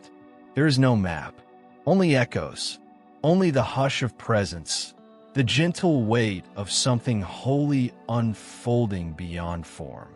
For some, the crossing may be gentle, like slipping beneath still waters. For others, it may be turbulent, a letting go that resists until the very end. But however it unfolds, the soul is never alone. There are beings who meet us, guides, ancestors, fragments of the divine. Some we may have known in this life. Others we have always known, beyond the veils of memory. They do not come to judge. They come to remind, to welcome, to reflect the truth of who we are back to us in a clarity we could never fully receive while bound to the noise of the world. In that moment we see the life we lived, not as punishment or reward, but as revelation. We feel what others felt through us. We remember what we gave, what we withheld, what we feared, what we loved. Not through shame, but through illumination. The soul is not condemned by its failings. It is educated by them. And in that education, there is forgiveness deeper than words. The kind that does not come from above, but from within. A mercy that knows we were learning. A grace that understands we did the best we could with what we knew. The Urantia Book speaks of this passage as the beginning of a new stage of soul evolution. The body is gone, but the personality, the values, the essential memory of our becoming, these are preserved. We are not erased. We are remembered into the next world, reassembled into new form, suited for new dimensions, but still us, only clearer. The upward path continues. Through learning, through service, through communion with divine presences, we are invited into a widening spiral of growth. Not static reward, but ever-deepening participation in love, intelligence, and beauty. But even without the cosmology of specific texts, the intuition remains. The soul longs not only for continuation, but for meaning. It does not fear non-existence as much as it fears a life unfulfilled. And so the question that arises as we near the veil is not will I survive, but have I lived? Did I listen to the call that spoke quietly through my heart? Did I become the one I was born to be, even in fragments, even in quiet ways no one ever saw? Death does not erase our becoming. It completes it. And when we cross over, what we carry is not what we earned, but what we loved. Not what we accomplished, but what we were willing to feel. What we touched with reverence. What we forgave. What we trusted even in darkness. The soul does not bring titles into eternity. It brings essence. And sometimes, even after death, the soul lingers for a time. Not as ghost or echo, but as presence. A quiet shimmer in the room. A word that comes when we need it most. A scent, a dream, a sudden memory, so alive it seems to breathe. These moments are not tricks of grief. They're the soul reaching back, not to hold on, but to bless. To say thank you. To say continue. To say this love between us does not end here. Eventually, the soul moves on. The pull of the next world, the next unfolding, becomes stronger than the pull of the past. But it carries with it the imprints of the life just lived, the tenderness, the ache, the joy, the songs half sung. And somewhere, In the unseen dimensions, that soul continues to grow, to offer, to serve in ways beyond our understanding. It becomes part of the greater intelligence of the cosmos, part of the great migration of light returning ever more fully to its source. And perhaps one day it will return here, not as who it was, but as a new flame, a new face, a new note in the ongoing song of incarnation. Or perhaps not. Perhaps it will rise into realms no human mind can yet imagine. Wherever it goes not a stranger, but as one who has lived, loved, wept, and remembered. In the end, death is not the opposite of life. It is the mirror. It shows us what matters. It calls us to live more fully. It reminds us that this moment, this breath, this single heartbeat is a miracle not to be wasted.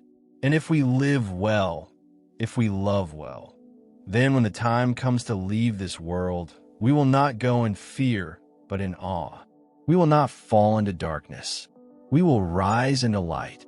There is a quiet truth that waits beneath all spiritual seeking. The soul did not come into this world only to be healed. It came to participate in the healing of the world itself. To be a soul is not only to remember where we come from, but to embody that memory here, in the midst of time, imperfection, injustice, and beauty. The soul's path is not only upward toward the light. It is outward, into action, into expression, into the great shared becoming of the earth. Every human being is more than biology, more than name, more than narrative. We are not only witnesses to the unfolding of history, we are contributors to it, not in grand gestures alone, but in the unseen currents of intention, presence, and consciousness. The soul is not passive. It is not a passenger in the vehicle of the world. It is a participant in a much vaster story, a story in which every word we speak, every act of love we embody, every truth we live becomes part of the fabric of collective evolution. To see the soul as co-creator is to release the illusion that spiritual life is separate from worldly life. It is to understand that our inner work is inseparable from the transformation of systems, communities, cultures, and futures.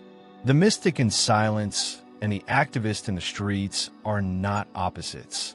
They are echoes of the same current, the desire to restore wholeness. The world is not healed by those who escape it. It is healed by those who enter it deeply enough to transform it from within. This transformation does not begin with conquest. It begins with presence, with the willingness to see the world not as broken beyond repair, but as sacred in waiting.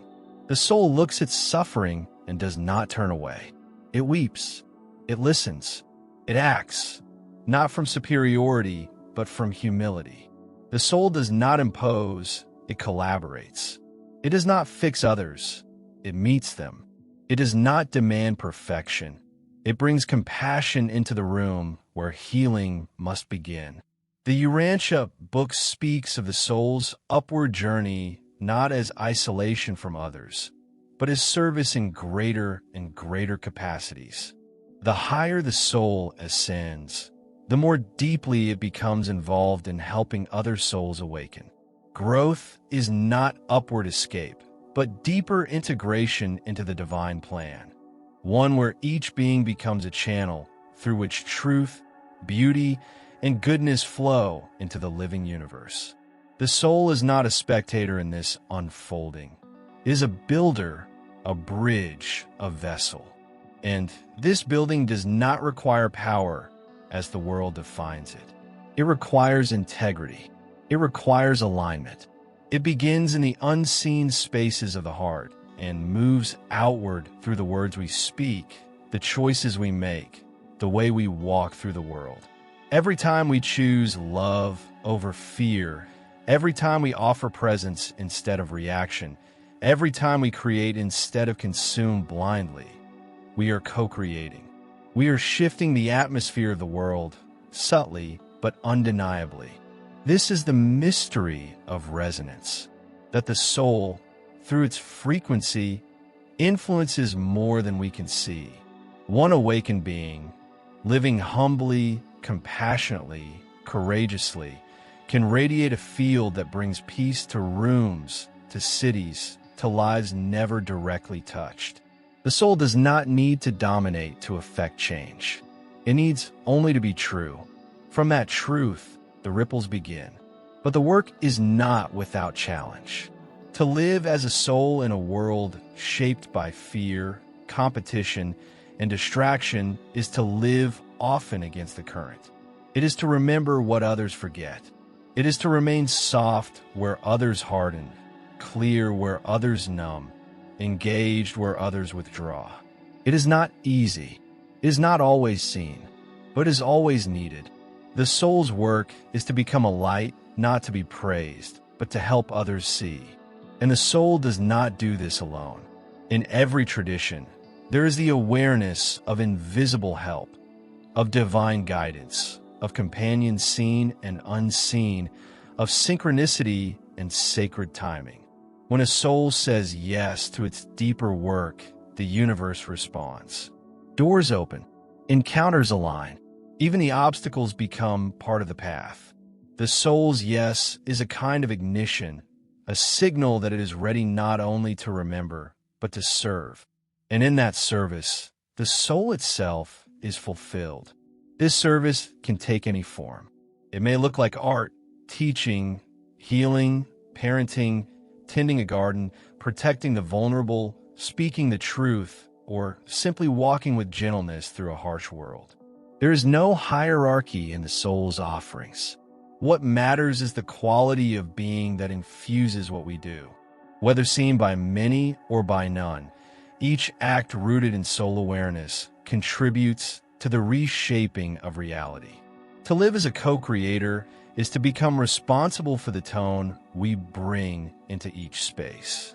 It is to notice how we speak, how we listen, how we respond. It is to treat each interaction as a doorway through which something sacred might pass. The soul sees no moment as wasted. Every breath is a brushstroke in the masterpiece of collective becoming. And still, this work is not heavy. It is not driven by guilt or urgency. It is guided by joy, by a quiet ecstasy that arises when we are aligned with the deep pulse of why we are here. The soul does not ask us to save the world. It asks us to be the world transformed. Not perfectly, not endlessly, but faithfully, moment by moment, step by step, presence by presence. To embody the soul is not to retreat from the world, but to enter it more fully. The awakening soul becomes porous to beauty and pain alike. It does not seek comfort above all. It seeks truth, coherence, and presence. It can walk through ruins and still see seeds. It can sit with sorrow and still feel song rising quietly beneath the grief. Because the awakened soul knows that transformation is not only possible, it is always occurring subtly, invisibly, in the silence between words, in the tenderness of small acts, in the spaces where the old has crumbled but the new has not yet arrived. The work of the soul is rarely about changing everything at once. It is about fidelity to the moment, to the task at hand, to the sacred nature of the ordinary. A soul does not wait for the world to be ready. It begins. It speaks truth gently into rooms that are not yet listening. It loves even where love is not returned. It plants with no promise of harvest, because the soul understands that the measure of its offering is not how it is received, but how deeply it comes from truth. And truth, in its purest form, is always creative, not reactive, not rigid, but alive. The soul does not replicate. It listens. It responds.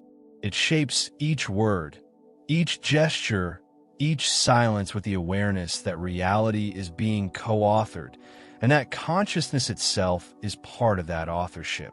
Every awakened soul is a brush in the hand of the divine, painting through choice, presence, and courage. But no soul does this alone. We are not singular lights floating in isolation. We are part of a great constellation. The more we awaken, the more we feel the others. Those walking beside us, those behind us, those ahead of us. The mystics, the dreamers, the wounded ones who turn pain into poetry. The rebels who refused to harden. The lovers who stayed open even when it cost them everything. We feel them not only as history, but as resonance, as kin, as guidance. This is the hidden dimension of co-creation, that we are never only working on the surface. We are participating in a deeper architecture of change. Sometimes what we build is not visible in our lifetime. Sometimes the soul's offering is not a monument, but a vibration, one that shifts something quietly in the collective, making it easier for others to awaken, to speak, to rise. The soul trusts this invisible work. It does not need applause. It is sustained by alignment, by knowing that it is living in integrity with something larger than itself. And yet, it is not a solitary path. The soul longs for others who speak its language. Not perfectly, but sincerely. It longs for spaces where it can rest, share, be seen without masks. These gatherings between friends, lovers, strangers are not accidents.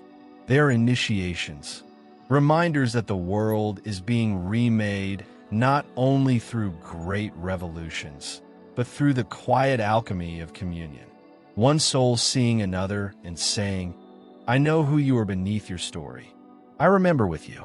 In such encounters, something sacred is restored. The soul no longer feels like an exile in a foreign land. It remembers its citizenship in a deeper kingdom, one that transcends geography, time, and doctrine. And in that remembrance, it is strengthened. It returns to its path with greater clarity, not to retreat from the world, but to serve it more wisely. This service is not always dramatic. Sometimes it is just presence. Sometimes it is saying no when everything urges yes. Sometimes it is holding silence when words would only create noise. Sometimes it is standing still so others can find their direction. The transformation of the world does not begin in systems. It begins in souls. And as more souls remember their role, the systems begin to shift, not through force, but through frequency, through the slow, patient erosion of what is false by the steady radiance of what is true. This is how old structures collapse, not in violence, but because they can no longer hold the light that has entered. The soul does not fight darkness with more darkness. It shines, and in that shining, it changes everything. Even in the face of despair, the soul holds the thread. It remembers that collapse often comes before birth, that endings often carry beginnings inside them. It does not rush. It does not panic. It breathes. It listens. It acts when moved, and it rests when necessary, because it knows it is not the only light. It is part of a vast rising, a quiet revolution of remembrance taking place in millions of lives at once. And so the soul continues. It creates where there is destruction. It speaks when silence becomes complicity. It forgives when resentment would be easier. It imagines new forms of being, not as fantasies, but as seeds. Seeds that one day will take root, perhaps in another generation, perhaps in a distant field, but always with the imprint of love that first placed them in the soil. To be a co-creator is to walk with reverence for what is and responsibility for what might be. It is to know that this life, fleeting as it may seem, is a canvas that matters. That the way we love, the way we listen, the way we embody the divine, these are not small things. They're the very architecture of the world to come. And when the soul looks back, not in pride, but in stillness. It would not count how many were convinced, how many followed, how much was built. It will ask only one question. Did I live as truthfully as I could? Did I serve the light I was given? Did I walk this earth with a heart open enough to let love flow through me into a world aching for remembrance? If the answer is yes, even in part, then the soul has done its work, and the world, quietly, has been changed. There's a place inside every soul that does not move. It is not stirred by success, nor silenced by failure. It watches while we rise and fall, while we gain and lose, while we forget and remember. This place is not concerned with what we accomplish. It waits for us to return. It waits for us to become quiet enough, honest enough, still enough to hear the one question that cannot be answered with words. Are you living in alignment with the truth of what you are? This is the center, the unmoving flame at the heart of being. It does not burn with urgency, but with a calm light that never extinguishes. It has waited through all the lifetimes, through every breath of this one, through every illusion and awakening. And now, as we near the end of this journey, through inquiry and reflection, it is here that we return, not with more knowledge, but with more presence.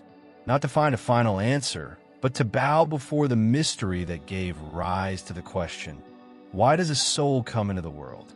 Not because it is broken, not because it must prove its worth, but because it is drawn by a divine gravity. Because there is something here that can only be learned through embodiment, through time, through love and loss and joy and grief. Because something in the infinite seeks to know itself through the finite. And so the soul enters, not by mistake, but by sacred invitation. To live with purpose is not to know the entire map. It is to take the next step with integrity. It is to live close to the center, even when the outer world spins with uncertainty. It is to ask each day, not how can I be more, but how can I be more true? In this world that rushes towards speed and noise, purpose is not found by running faster. It is found in the still point, the place where soul and life meet in quiet coherence. Living from that place does not require renouncing the world. It requires engaging it differently. It means waking up each morning not with dread or distraction, but with reverence for the fact that we have, once again, been entrusted with breath. It means looking into the eyes of others and remembering that they too carry a story, a wound, a fragment of light. It means giving ourselves not only to goals, but to presence, to the small, sacred acts of care that, unseen, transform the fabric of existence. We live with purpose not when we arrive, but when we walk with awareness. Not when we master life, but when we meet it. And meeting life means allowing it to shape us, to teach us, to ask more of us than we thought we could give, and then to show us that love is stronger than fear, that surrender is more powerful than control, that presence is more lasting than legacy. The soul returns to its center each time we pause to listen, each time we speak truth that costs something, each time we open our hands instead of closing them. The return is not an event. It is a rhythm, a sacred breath. We forget and we remember. We drift and we return. The soul does not judge the drifting. It only waits for the return. And each return deepens us. Each return reminds us that the center has never moved. When we live from this center, even the smallest act becomes radiant. A glance, a touch, a word can carry eternity. We become conduits, not for our own ambition, but for something larger, quieter, more lasting. We become vessels of the holy in the midst of the ordinary. We live not just in the world, but for it. This is not a burden. It is a blessing. To be alive is a gift. To be aware is a miracle. To walk through this world with a soul awake is to carry light into shadow, to bring grace where none was expected, to breathe meaning into places that had forgotten their worth. And when we forget again, as we surely will, the path back is never far. It begins wherever we are, in this breath, in this body, in this choice to return once more to the truth that we are not here by accident. We are here because the soul said yes. Yes to time. Yes to limitation. Yes to the beauty and pain and glory of being human. That yes is the thread that carries us home. We return not to the place we began, but to the awareness we had forgotten. The same world now feels different, not because it has changed, but because we have. We see more clearly. We love more gently. We listen more deeply. The questions we once asked with urgency, we now hold with tenderness. We no longer need all the answers. We are no longer trying to escape. We're trying to be here, fully, honestly, softly, awake. And being here, truly here, is the most radical act of soul.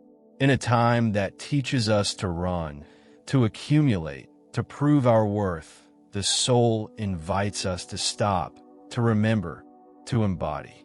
It asks us to become what we already are, beneath the masks and fears and titles. It asks us to live as if everything matters, because it does.